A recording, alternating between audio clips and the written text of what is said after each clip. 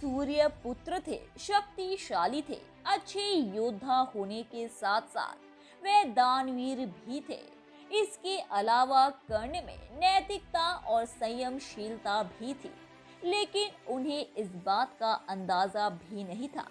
महाभारत के युद्ध में उनकी यही खूबियां विनाश का कारण बन जाएगी। कर्ण की शक्ति से भगवान कृष्ण भली भांति परिचित थे। वे जानते थे कि कर्ण के पास जब तक कवच और कुंडल है, तब तक कोई उसे मार नहीं सकता है। कृष्ण की चिंता वाजिब थी, क्योंकि कौरवों की सबसे शक्तिशाली योद्धाओं में कर्ण का नाम बहुत ऊपर था। ऐसे में उन्हें अर्जुन की चिंता सताने लगी। भगवान कृष्ण के साथ देवराज इंद्र भी कर्ण की शक्ति को जानते थे। कर्ण की इस शक्ति को क्षीण करने के लिए कृष्ण ने एक योजना बनाई। कृष्ण ने इंद्र को ब्राह्मण के वेश कर्ण के पास जाने के लिए कहा। कृष्ण जानते थे कि कर्ण प्रतिदिन लोगों को दान किया करते थे। कृष्ण ने इंद्र से कहा कि तुम वेश बदलकर उस भीड़ में शामिल हो जाना जिन्हें कर्ण दान देगा। इंद्र ने ऐसा ही किया। कर्ण प्रतिदिन की तरह सभी को कुछ न कुछ दान दे रहे थे। जब भारी इंद्र की आई तो कर्ण ने उनसे पूछा, आपको क्या वस्तु चाहिए? अपनी इच्छा प्रकट करो। तब ब्राह्मण वेश में इंद्र ने कहा कि महाराज, मैं आपकी ख्याति की चर्चा सुनकर आया हूँ। आपकी दानवीरता की चर्चा पूरे लोक में है। दान मांगने से पहले आपको वचन देना होगा, तभी दान स्वीकार करूंगा। इस पर कर्ण ने हाथ में जल लेकर इंद्र को वचन दे दिया। तब इंद्र ने कर्ण से शरीर के कवच और कुंडल दान में मांग लिए। इंद्र की इस बात को सुनकर कर्ण बिना एक पल समय गवाए स्वयं अपने हाथों से पीड़ा सहते हुए कवच और कुंडल शरीर से अलग कर इंद्र को सौंप दिए।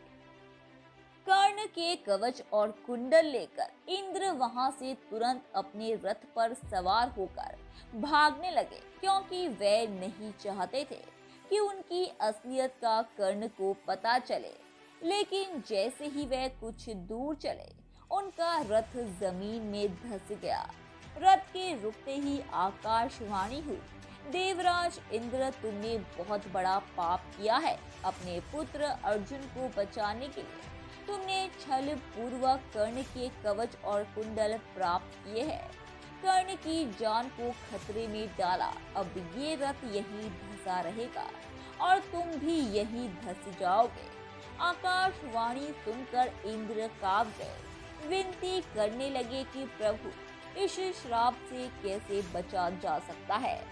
तब फिर आकाशवाणी हुई, अब तुम्हें दान ही दी गई वस्तु के बदले में बराबरी की कोई वस्तु देनी होगी। इंद्र ने इस बात को स्वीकार कर लिया। तब इंद्र फिर से कर्ण के पास गए, लेकिन इस बार ब्राह्मण के वेश में नहीं। कर्ण ने उन्हें आता देखकर बड़ी विनम्रता के साथ पूछा, देवराज आदेश करिए, और क्या चाहिए? इंद्र अपने आप को लज्जित महसूस करने लगे और बोले कि हे दानवीर, अब मैं लेने नहीं कुछ देने आया हूँ। कवच कुंडल को छोड़कर जो इच्छा हो मांग लीजिए। इस पर कर्ण ने कहा, देवराज, मैंने आज तक कभी किसी से कुछ नहीं मांगा और ना ही मुझे कुछ चाहिए। कर्ण सिर्फ दान देना जानता है, लेना नहीं। तब इंद्र ने अपनी व्यथा कर्ण को बताई और कर्ण से कुछ भी मांगने का आग्रह किया, लेकिन कर्ण ने फिर वही उत्तर दिया।